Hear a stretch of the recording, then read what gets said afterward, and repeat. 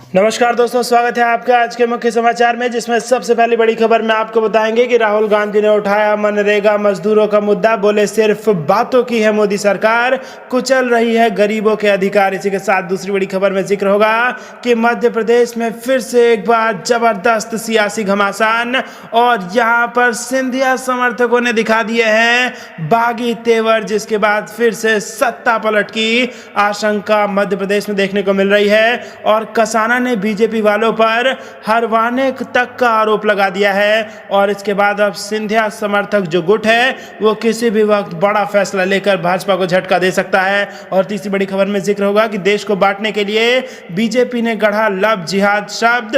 Love में जिहाद की कोई जगह नहीं, ये बड़ा बयान दिया है राजस्थान के मुख्यमंत्री अशोक गहलोत ने। दोस्तों, हर एक खबर की गहराई में आपको ले जाएंगे, लेकिन उससे पहले अगर आपको भी ऐसा लगता है कि मनरेगा को कुचलकर मजदूरों को कुचला गया है तो आप अभी इस वीडियो को लाइक कीजिए और इस लाल बटन को दबा के इस चैनल को फ्री में सब्सक्राइब करके घंटी बजाकर कमेंट में लिखिए जय हिंद। दोस्तों, रुक करते हैं तमाम बड़ी खबरों की तरफ। राहुल गांधी ने उठाया मनरेगा मजदूरों का मुद्दा। बोले सिर्फ बातों की है मोदी सरकार, कुचल रही गरीबों के अधिकार। जी हां दोस्तों, मीडिया रिपोर्टर्स में एक सर्वे के हवाले से कहा गया है कि देश में मनरेगा मजदूरों को अपनी दिहाड़ी का पैसा निकालने के लिए बैंकों के चक्कर लगाने पड़ रहे हैं। इस खबर पर कांग्रेस के पूर्व अध्यक्ष राहुल गांधी ने कड़ी प्रतिक्रिया दी है। उन्होंने केंद्र की मोदी सरकार पर निशाना साधा है। राहुल गांधी ने ट्वीट कर कहा, पहले किया तुगलकी लॉकडाउन, करोड़ों मजदूरों को सड़क पर ले आए, फिर उनके एकमात्र सहारे मनरेगा की कमाई को बैंक से निकालना दूभर किया। सिर्फ बातों की है मोदी सरकार, कुचल रही गरीबों के अधिकार। रिपोर्ट में कहा गया है कि मनरेगा के तहत महज 202 रुपए की दिहाड़ी पर काम करने वाले मजदूरों को अपनी रकम को निकालने के लिए बैंकों के चक्कर लगाने पड़ रहे हैं। लिपटेक इंडिया की ओर से किए गए एक सर्वे में कहा गया है कि 45% मनरेगा मजदूर ऐसे हैं जिन्हें अपनी दिहाड़ी की रकम निकालने के लिए बैंकों के चक्कर लगाने पड़ते हैं। इनमें से 40% मजदूर ऐसे हैं जिन्हें बायोमेट्रिक डिटेल्स मैच न करने के चलते कई बार टैंक और डाकघर से खाली हाथ लौटना पड़ रहा है। रिपोर्ट के अनुसार मामूली कमाई के रकम को हासिल करने के लिए मजदूरों को अपनी जेब से पैसे भी गंवाने पड़ रहे हैं। सर्वे के अनुसार एक मजदूर का पोस्ट ऑफिस जाने का एक बार का खर्च 6 रुपए तक आता है। इसके अलावा बैंक विजिट पर करीब 31 रुपए और एटीएम तक जाने और कैश निकालने के लिए उन्हें 67 रुपए खर्च करने पड़ते हैं। लिपटेक इंडिया की ओर से आंध्र प्रदेश समेत अन्य राज्यों में 1947 मजदूरों पर किए गए सर्वे में यह बात सामने आई है। मनरेगा मजदूरों की यह हालत तब है जब केंद्र सरकार की ओर से मनरेगा मजदूरों की दिहाड़ी के तत्काल भुगतान की तमाम कोशिशें की जा चुकी हैं। इन कोशिशों पर केंद्र की मोदी सरकार वाहवाही भी लूटती रही है। रुक करते हैं अगली खबर की तरफ। सिंधिया समर्थकों के बागी तेवर, कसाना ने बीजेपी वालों पर हरवाने का लगाया आरोप। जी हां दोस्तों, मध्य प्रदेश उपचुनाव में हार का असर अब कांग्रेस से भाजपा में आए ज्योतिरादित्य सिंधिया के समर्थक नेताओं में दिखने लगा है। सिंधिया समर्थक पूर्व विधायक रघुराज कसाना ने आरोप लगाया है कि भाजपा की सेकंड लाइन की लीडरशिप ने धोखा दिया है, जिसकी वजह से मैं चुनाव हार गया। कसाना ने कहा, मुरैना जिले व मंडल स्तर के नेताओं ने मुझे हराकर भाजपा की पीठ पर छुरा घोंपने का काम किया है। चुनाव के दौरान फोन कर करके कार्यकर्ताओं से मेरे खिलाफ काम करने को कहा गया। उन्होंने कहा, मैंने यह जानकारी प्रदेश नेतृत्व को दे दी है। यदि ऐसे नेताओं के खिलाफ कार्रवाई नहीं हुई तो आने वाले समय में पार्टी को इसके परिणाम भुगतने पड़ेंगे। बता दें कि रघुराज कसाना मुरैना सीट से चुनाव लड़े थे। वे कांग्रेस के राकेश मवई से 5751 वोट से चुनाव हार गए हैं। इसी तरह कृषि राज्य मंत्री गिरिराज दंडोतिया ने कहा कि भाजपा की सरकार बनने के बाद हमारा त्याग सफल हुआ। उन्होंने कहा कि वे मुख्यमंत्री शिवराज सिंह चौहान से मुलाकात कर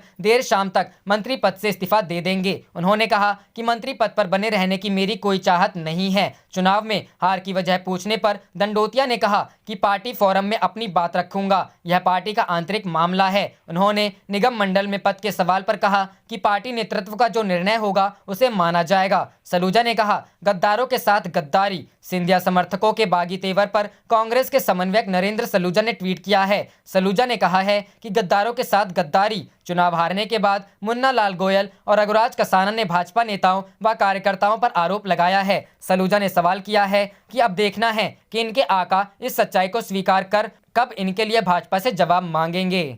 रुक करते हैं अगली खबर की तरफ। देश को बांटने के लिए बीजेपी ने गढ़ा लव जिहाद शब्द। लव में जिहाद की कोई जगह नहीं, अशोक गहलोत। जी हां दोस्तों, देश में लव जिहाद को लेकर चर्चा जोरों पर है। कई राज्य सरकारें इस मुद्दे को लेकर सक्रिय दिख रहे हैं। बीजेपी शासित प्रदेशों में तो लव जिहाद को लेकर सख्त कानून लाने की तैयारी चल रही है। इन राज्यों में मध्य प्रदेश, हरियाणा और उत्तर प्रदेश शामिल है। हालांकि ज्यादातर लोग लव को जिहाद से जोड़ने को सही नहीं मानते और बीजेपी सरकारों द्वारा उठाए जा रहे कदमों को राजनीति से प्रेरित बताते हैं। इसी बीच राजस्थान के मुख्यमंत्री अशोक गहलोत ने लव जिहाद को लेकर बीजेपी पर जोरदार हमला बोला है। उन्होंने कहा कि लव जिहाद शब्द बीजेपी की ओर से गढ़ा गया है ताकि देश को बांटा जा सके और सांप्रदायिक सद्भाव को नुकसान पहुंचाया जा सके।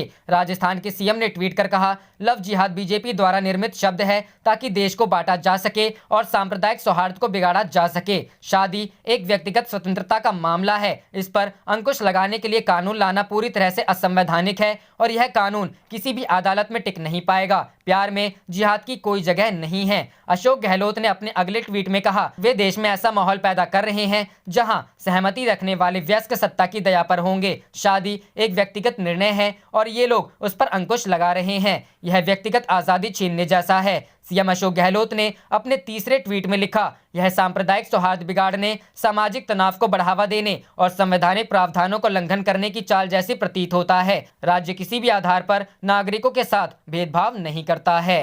रुख करते हैं अगली खबर की तरफ। पटना के होटल में बुक हुए 100 कमरे, नवनिर्वाचित विधायकों को एक हफ्ते तक अपने खर्चे पर ऐश कराएगी सरकार। जी हां दोस्तों, बिहार के नवनिर्वाचित विधायकों की एक सप्ताह तक होटल में सरकार खातिरदारी करेगी। इनमें अधिकतर वे विधायक होंगे जो पहली बार चुने गए हैं। 243 सदस्यीय विधानसभा में करीब 38% ऐसे हैं जो पहली बार विधायक बने हैं। इन विधायकों के लिए सरकार की तरफ से पटना के होटल में 100 कमरों की बुकिंग की गई है। यहाँ विधायकों को भोजन नाश्ता फ्री में मिलेगा। होटल के बिल का भुगतान विधानसभा सचिवालय की ओर से किया जाएगा। होटल में ठहरने के लिए विधायकों को विधानसभा सचिवालय को पत्र देना होगा। इसके बाद उन्हें कमरा आवंटित किया जाएगा। बता दें, हर विधानसभा चुनाव के बाद होने वाले पहले सत्र के दौरान नए विधायकों के लिए ऐसा प्रबंध किया जाता रहा है जो इस बार भी हो रहा है। इन्हें मिलेगी वरीयत। पहली बार विधानसभा का चुनाव जीतने वाले उन्हीं विधायकों को यह सुविधा मिलेगी जिनके पास पटना में ठहरने के लिए आवास या अपना घर नहीं है। ऐसे विधायकों को पहले रूम दिया जाएगा। इसके बाद बचे हुए कमरे अन्य विधायकों को आवंटित होंगे। 17वीं विधानसभा की पहली बैठक 23 से 27 नवंबर तक होगी। इसमें प्रोटेम स्पीकर नवनिर्वाचित विधायकों को शपथ दिलाएंगे और स्पीकर का चुनाव होगा। राज्यपाल का अभिभाषण होगा जिसे चर्चा के बाद सदन से पास किया जाएगा। यही सरकार का विश्वास प्रस्ताव होगा। सदन की पहली बैठक के बाद विधायकों के आवास आवंटन की प्रक्रिया सभा सचिवालय या सदन की समिति द्वारा की जाएगी। सरकारी आवास न होने की स्थिति में विधायकों को सरकार का ओर से किराए का भुगतान किया जाएगा। नवनिर्वाचित विधायकों के लिए पटना के आधा दर्जन होटल में कमरों की बुकिंग की गई है। राजधानी के सिटी सेंटर, विजय श्री डीलक्स, विंडसर सहित आधा दर्जन होटलों में 100 डबल बेड वाले कमरों की बुकिंग की हुई है। एक सप्ताह तक होटल में रुकने का भुगतान सरकार की ओर से किया जाएगा। इसके बाद होटल का कमरा रखने वाले विधायकों को खुद खर्च उठाना पड़ेगा। विधानसभा सत्र समाप्त होने के बाद सरकार होटल के कमरों का भुगतान नहीं करेगी।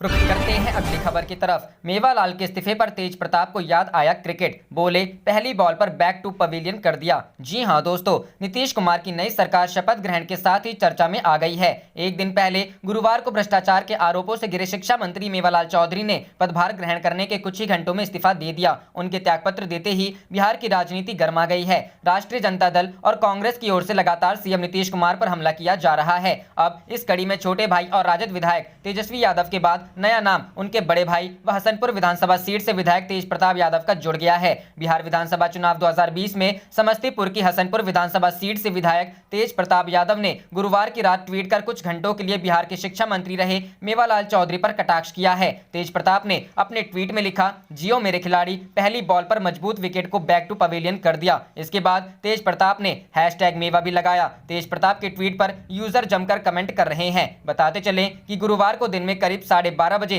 मेवालाल चौधरी ने शिक्षा मंत्री का पदभार ग्रहण किया था। दायित्व संभालने के कुछ ही घंटे बाद उन्होंने इस्तीफा भी दे दिया था। मेवालाल पर सबौर कृषि विश्वविद्यालय में सहायक प्राध्यापकों की नियुक्ति में फर्जीवाड़े का आरोप लगा है। जिस समय यह धांधली हुई थी उस समय मेवालाल विश्वविद्यालय के कुलपति थे। नियुक्ति में पात्रता और प्रावधानों की अवहेलना के भी आरोप लगे हैं। मेवालाल चौधरी त्यागपत्र देने पर राजद विधायक तेजस्वी यादव ने बिहार के मुख्यमंत्री नीतीश कुमार पर हमला किया था। तेजस्वी यादव ने कहा कि महज एक इस्तीफे से बात नहीं बनेगी, अभी तो 19 लाख नौकरी, संविदा और समान काम समान वेतन जैसे जन सरोकार के मुद्दों पर नीतीश से बात होगी। रुक करते हैं अगली खबर की तरफ। शिक्षा मंत्री के मेवालाल के इस्तीफे पर भी सियासत, कांग्रेस और हम में जुबानी जंग शुरू। जी हां दोस्तों, बिहार की एनडीए सरकार में शिक्षा मंत्री बनाए गए मेवालाल के इस्तीफे के बाद भी प्रदेश की सियासत में उबाल थमने का नाम नहीं ले रहा है। कांग्रेस ने कहा कि महागठबंधन दल के नेताओं के दबाव में मंत्री को इस्तीफा देना पड़ा। आगे भी हम भ्रष्टाचार के खिलाफ आवाज बुलंद करते रहेंगे। आप देख रहे थे आपका अपना चैनल जय हिंद जय भारत।